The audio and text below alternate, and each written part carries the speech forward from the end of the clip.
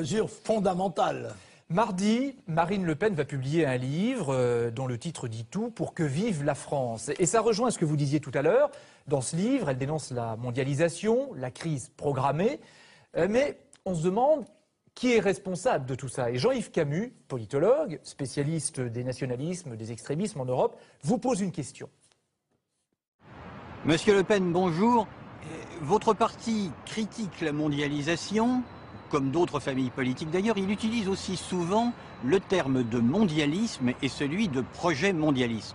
Autant la mondialisation est un état de fait, autant qui dit projet dit effectivement une origine dans l'histoire, un déroulement, un objectif et des acteurs. Pouvez-vous me dire quels sont selon vous ces acteurs du projet mondialiste? Eh bien écoutez, ce que je crois, c'est d'abord que le mondialisme est une doctrine que je crois utopique, mais qui consiste à souhaiter, à travers la disparition des nations, l'instauration d'un gouvernement mondial.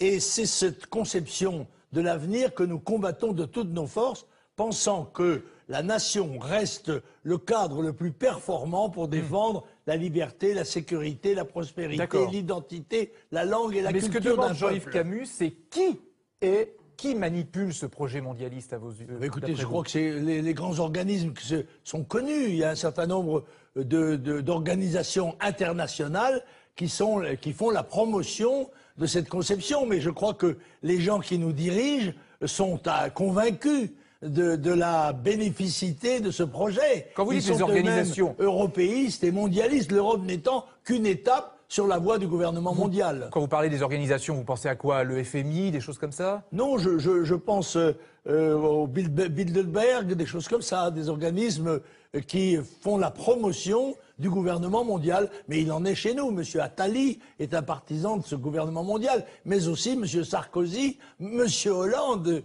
ipso facto.